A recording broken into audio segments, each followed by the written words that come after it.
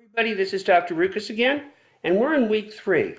And what I'm going to talk about this week and what your readings are going to touch on are some really sticky issues in policing and issues that are at the forefront and need to be solved and are still in a state of flux, and as a result can make life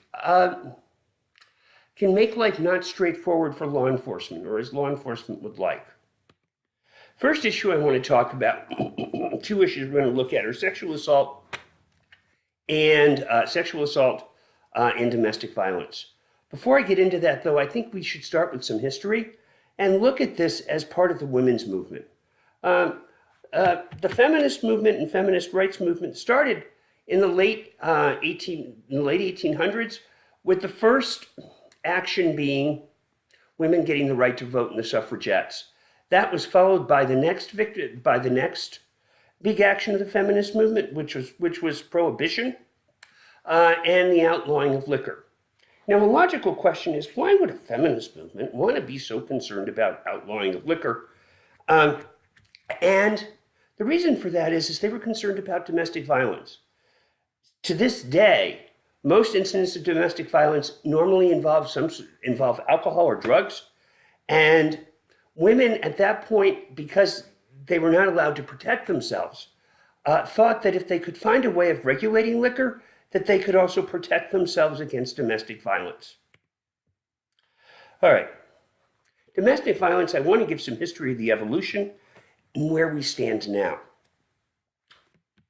Actually, even when I was growing up, and I'm going to point out as I record this that I'm 52 years old, domestic violence was viewed as a private family matter and not something that police should get involved in unless it got out of hand.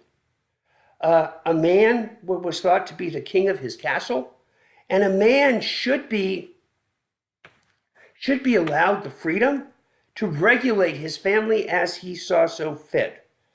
And as such, since that was viewed as more of the right of a man, when police interactions occurred, rather than looking out for the woman, it was more designed to calm a situation down and bring it back to normal. Problem is research as domestic violence has told us over the past few decades, is this doesn't work. Domestic violence can grow and grow and grow to a point where people were killed. And it was an awareness about how deadly domestic violence could be that has led to a dramatic change, so the police need to intervene. And as a result, state laws have been changed in such a way that they encourage police intervention and to stop domestic violence before it gets out of hand and people start getting really badly hurt, or in more extreme cases, and it does happen, that people are killed. Now, one of the themes that you're going to see throughout this court is solutions that look really good on paper can be very difficult to implement. I'm saying that they are difficult to implement. I need to be very clear here that I'm not saying they should be implemented. What I want to discuss here, though, are the practical challenges that are faced when implementing such things. Domestic violence calls are viewed by police as some of the most dangerous calls that they have to deal with. And the reason is that domestic violence tends to be fueled by emotion. And you tend to be more honest, I won't say honest, that's not the word I'm looking for. You tend to be more emotional and tend to react in a more extreme manner when you're dealing with people you know. Or to put another way, people know how to push people's buttons. All right? And what can happen is that it becomes very dangerous for an officer to be put in the middle of it. Now, many state laws, Arkansas is not at this point yet, but many state laws force an officer to make a decision as to who is the most fault, and in some states they are required to incarcerate at least one individual. The problem with this is that it's not always easy to decide who's at fault. When you have, for example, a boyfriend, girlfriend, or a husband and wife fighting, many times they're both at fault and they can be both equally at fault. And having to blame it on one or the other and having to take one person to jail can be a very difficult situation.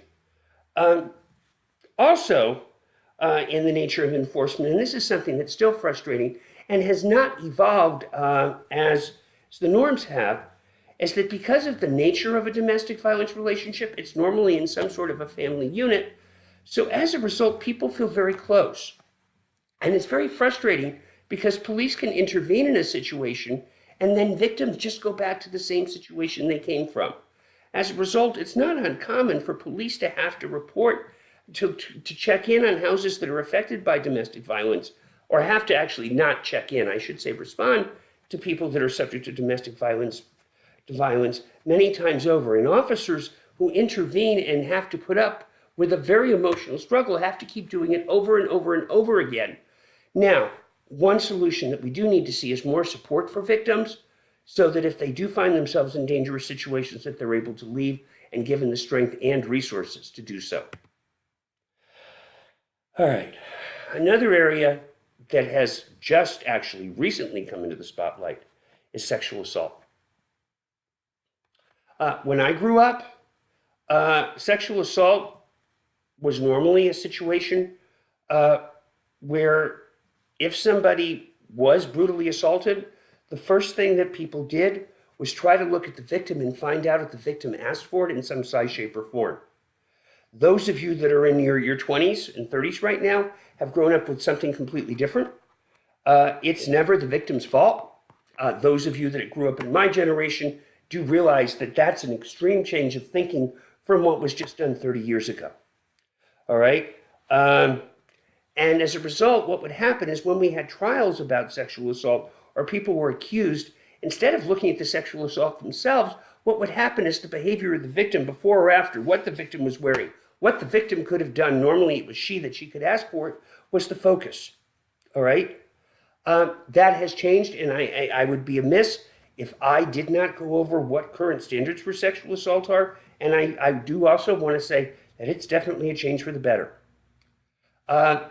Sexual assault has evolved to a point where no means no. All right? Anyone that's involved in a sexual, in a sexual act can withdraw consent from that act at any time. And in order to give consent, they have to be of a mind where they are able to do so. For example, a drunk person is not viewed as being able to give consent. No means no. We're not at a point yet where we require yes, but yes is always better.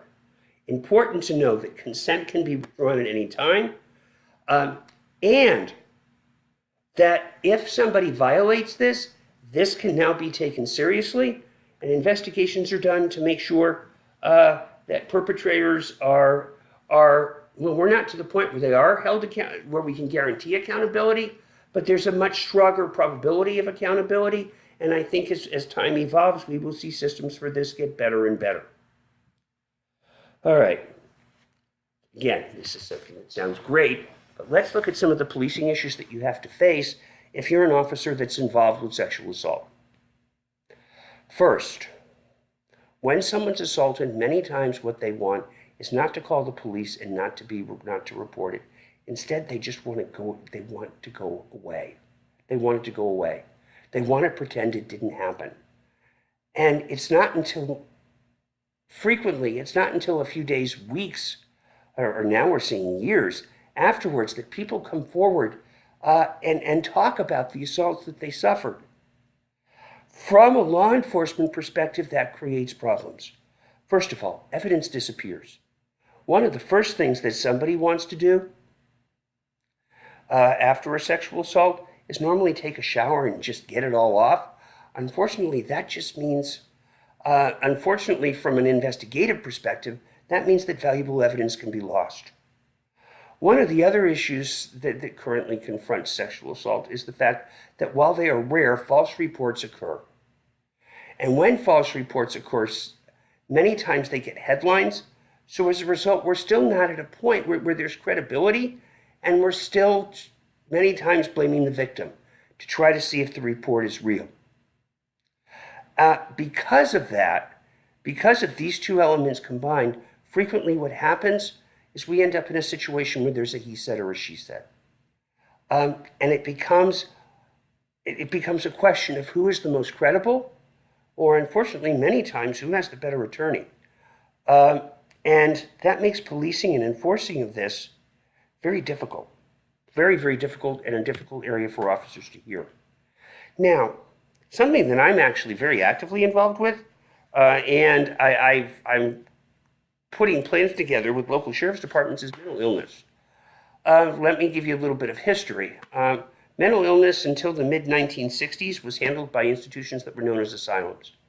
Asylums were closed, however, because they were brutal. Instead of providing care, they were a place where people were out of sight, out of mind, and did not receive care. Because the care in these asylums was so atrocious, the thought was to just close them all. Well, while asylums got closed, there was no plan that was put in place. So as a result, people that suffered severe mental illness often ended up in the criminal justice system. Behavior can be very unpredictable, and for officers, it can be very difficult to assess safety. As a result, dealing with someone that has mental illness is a very difficult call, especially since many times manifestations of mental illness involve breaking of laws. The net result of what is a very dysfunctional public mental health system is that jails and prisons are currently the largest provider of mental health services in the country. A mission I would argue that they are not designed for. However, we are seeing new approaches to this, and I'm actually really happy to say that Arkansas is ground zero for this, and is coming up with plans to make it work. I'm actually really excited about something called the Crisis Stabilization Unit. All right, and what crisis stabilization units? And there's 4 in the state of Arkansas: Washington County, Sebastian County, Craighead County, which is where Arkansas State's Jonesboro campus is, as well as Pulaski County with Little Rock. It allows an officer, when someone has broken a minor law due to a mental illness, instead of putting them into the criminal justice system, and let's face it, jails are not therapeutic environments. Instead of putting them in the criminal justice system, it allows an individual to be taken to a safe space where they can be held for 72 hours for evaluation and then referred to whatever the next best alternative is. One other development we've also seen, and we see these in a few counties across Arkansas, is when a crime has occurred that's somewhat more involved or somewhat more severe because of mental illness, we have something that's called a mental health court, where it's built on the concept of a drug court, where the court works with the individual to get the treatment they want and get them out of the criminal justice system. A big question that arises with this, though, is law enforcement officers are trained to enforce the law. They're not really trained to do social work. And social work and law enforcement are two missions that sometimes do not mend well, and many times can be in conflict with each other. I'm curious to see how all of this works. I'm actually really excited to see what's going on in Arkansas with the crisis stabilization units, and I look forward to reporting on that. Anyway, the last thing I want to touch in this lecture is your annotated bibliography, which will be due this week. All right? The annotated bibliography must have 10 sources. All right? 7 of those sources must be academic. And what I mean by academic, I will allow journals, academic journals, books by an academic press. I'll allow government reports, nonpartisan think tanks, and personal interviews. If you have any questions on this, please feel free to email. What I expect for the annotated bibliography is I want you to enter an APA citation and then write a paragraph on what you have learned from that particular source. Now, I do want to let you know that this particular assignment has the highest rate of plagiarism of, to be honest, any assignment that I have done. Let me be very clear. You are not to copy and paste the abstract or some summary of the material and think that that counts. That is plagiarism. I also want to point out that just changing a word or two is not original thought and also constitutes plagiarism. So be really, really careful when you do this, okay? I just want to make sure you read these sources. Now, the question you're having is, why is he making us do all this?